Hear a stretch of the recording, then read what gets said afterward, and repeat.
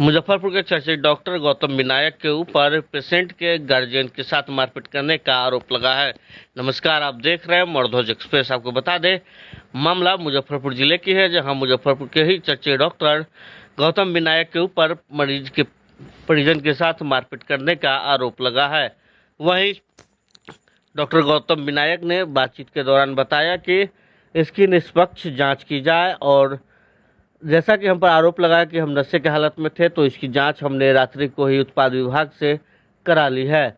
वहीं हमारे महिला स्टाफ के साथ अभद्र व्यवहार किया गया और मरीज के परिजन के द्वारा हम पर जबरन लिंग जांच का दबाव बनाया जा रहा था, जिसका हमने विरोध किया और हमने कहा कि लड़का लड़की में कोई अंतर नहीं होता है, जिसको लेकर हमने अपने गार्ड से उसे बाहर निकलवा दिया, जिससे उन्हें लगा कि हमारी मान सम्मान को ठेस पहुंचा, जिसके बाद उन्होंने गाली गलौज करना शुरू कर दिया और हमारे महिला स्टाफ के साथ बदतमीजी की, जिसके बाद यह बात विवाद बढ़ा और हम स्थानीय थाना से अनुरोध करते हैं कि दोनों पक्षों का निष्पक्ष जांच करें। और दिनांक 4/9/2024 को मैं अपनी पत्नी प्रियंका कश्यप का लेवल 2 का अल्ट्रासाउंड कराने के लिए गौतम डायग्नोसिस में डॉक्टर विनायक गौतम के यहाँ गया था, तकरीबन शाम के 5:30 बजे।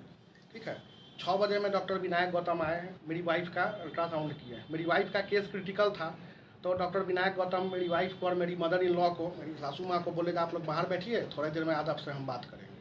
तकरीबन 40-45 मिनट के बाद वो कहीं से आए और उसके बाद वो आके हमको एक अपने कंपाउंडर राजन है उसके थ्रू अपने कैंपस के अल्ट्रासाउंड के पीछे जहाँ उनका निर्माण बिल्डिंग है वहाँ पर ले गए और स्विफ्ट गाड़ी में वो ओट लगा के खड़े हो गए और हमको बुला के बोले जो ये आपकी कौन है, हमले मदर इन लॉ है, और कुछ पुरानी बातों के लेके हमसे गाली गलौज करने लगे, मारपीट किए। अपने ड्राइवर मोहन को कहा जाए पिस्टल निकाल के इसको मारो, हमको पिस्टल सटवाए और हमारे साथ यही घटना हुई है।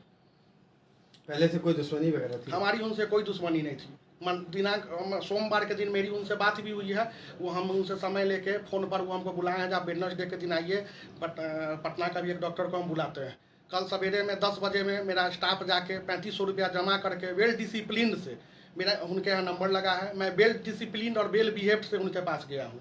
कोई भी दोषारोपण यदि उनके द्वारा मेरे पर किया जाता है, और कल शाम से उनका बहुत सारा मेरे ऊपर पैरवी के लिए आ रहा, दबाव आ रहा, उनके पूरे प्रेमाइसिस में CCTV कैमरा लगा हुआ है। इस CCTV कैमरा का कोई भी आदमी निष्पक्ष जांच करा ले।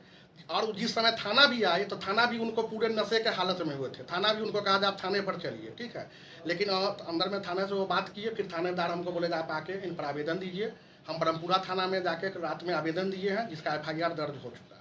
वो पूर्ण नशे के हालत में ये सारा वारदात किए हैं और इस सारी वारदात का वहाँ CCTV लगा हुआ था। निष्पक्ष तरीका से कोई भी आदमी CCTV का जांच करा ले सकते हैं। मेरे मोबाइल में वो हमसे मंडे को भी बात किए हैं, हम उसका चुनावी चर्चा किए हैं। उनको मेरी सासू माँ से, मेरे ससुर से पूर्व में संबंध था, जो पूर्वाग्रह था उनका, मेरे सासू माँ के और ससुर के पूर्वाग्रह के साथ मेरे साथ को मारपीट किए हैं, मेरी वाइफ के साथ मारपीट किए हैं, जिसमें हमको सर में चोट है, वो और उनका ड्राइवर मोहन। और सारे शहर को वो बोल रहे थे मेरे पिताजी बड़े आदमी है, सारा शहर मेरा पिताजी का अर्दली है, हम किसी को नहीं जानते हैं। फुल नशे के हालत में वो थे। उसके बाद मेरा मोबाइल टूट जाने के बाद मैं किसी को कॉल नहीं कर पा रहा था, तो मेरे साथ जो मेरा सहयोगी सानू था, वो मेरे पिताजी को बुलाया है। मेरे पिताजी जब गए हैं तो उसके बाद वो मेरे पिताजी से भी दुर्व्यवहार करने लगे हैं। तो थानेदार हमको बोले हैं जो आप लोग प्रतिष्ठित आदमी हैं, थाने पर चलिए, इन पर FIR कीजिए। हम लोग उन पर FIR किए। पुलिस के द्वारा कल रात में हमको बहुत अच्छा सहयोग किया जा रहा है। हम बस इसी आप लोग के माध्यम से यही मांग करते हैं तो उनके सारे CCTV फुटेज को जांच कर लिया जाए, मेरे मोबाइल को, हम लोग की बात को जांच कर लिया जाए। कोई भी यदि जांच पर यदि वो आरोप प्रत्यारोप लगा रहे हैं तो अपना CCTV को वो निष्पक्ष जांच में दे दें। क्या FIR हुई है? हाँ, तो अभी हमको ब्रह्मपुरा थाना से फ़ोन आया था, जो ऑनलाइन FIR हुई है। मेरा मेल ID मांगे हैं, हमको बोले हैं जाके आप साइन कर दीजिए, हम FIR हुआ है। दारू बंद में दारू की नशा। हाँ, उसको दिखाइए। एक मिनट, बारी से कीजिए। उनको थानेदार कल ले भी जा रहा था थाने पर, हमको लगता है कि किसी के पैरवी के दबाव में उनको नहीं किया गया, वो पूर्ण नशे के हालत में थे।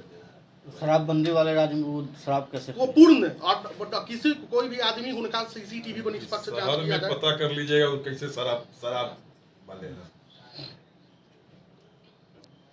क्या देखिए, नशे के हालत में चूर थे और पैसे के अहंकार में आ रहे, पूरा शहर को ही खरीद ले, हमसे ही बदतमीजी से बातचीत करने लगे। क्या मारपीट भी किया गया आपके साथ? नहीं, मेरे साथ मारपीट तो नहीं की, लेकिन लग रहा था जैसे खून कर देंगे, इस तरह से धमकी। हमको समझता नहीं है, शहर के बड़े आदमी है, 150 करोड़ का हम हॉस्पिटल बना रहे हैं, हॉस्पिटल बना रहे हैं, इलेक्शन फाड़ में जाए, ये सब शब्द का वो प्रयोग कर रहे थे।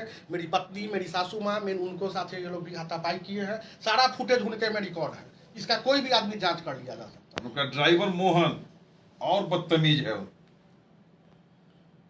शासन ने निष्पक्ष जांच करके दारूबंदी में दारू का खुला खेल हो रहा है। आपका क्या परिचय हुआ? मेरा नाम रत्नेश कुमार हुआ, घर रामदयालु नगर, जेनिथ पेट्रोल के पीछे हुआ। ये पुत्र हुए आपके? ये मेरे प्रथम पुत्र हुआ। मेरा मोबाइल तोड़ दिया, उनको देखा। मारपीट एक ही आदमी के साथ किया गया है। मेरी पत्नी थी, मेरी सास थी, और हम वहाँ पर पत्नी को इसके पत्नी को धक्का दे दिया। प्रेग्नेंट हैं, उन्हीं क्रिटिकल को दिखाने में क्रिटिकल केस है, मारपीट किया गया है। अगर कुछ भी होती है तो इसकी सारी जिम्मेदारी डॉक्टर साहब पर होगा। पत्रकार बंधु के माध्यम से यह कहना चाहता हूं, जो निष्पक्ष प्रशासन इसकी जांच करा लिया जाए। वो पूर्ण शराब के नशे में थे और उनका सीसीटीवी का जांच करा लिया जाए। मैं जांच का मांग करता हूं। सारा बात यहाँ पर दूध का दूध, पानी का पानी हो जाएगा। सारा घटनाक्रम सामने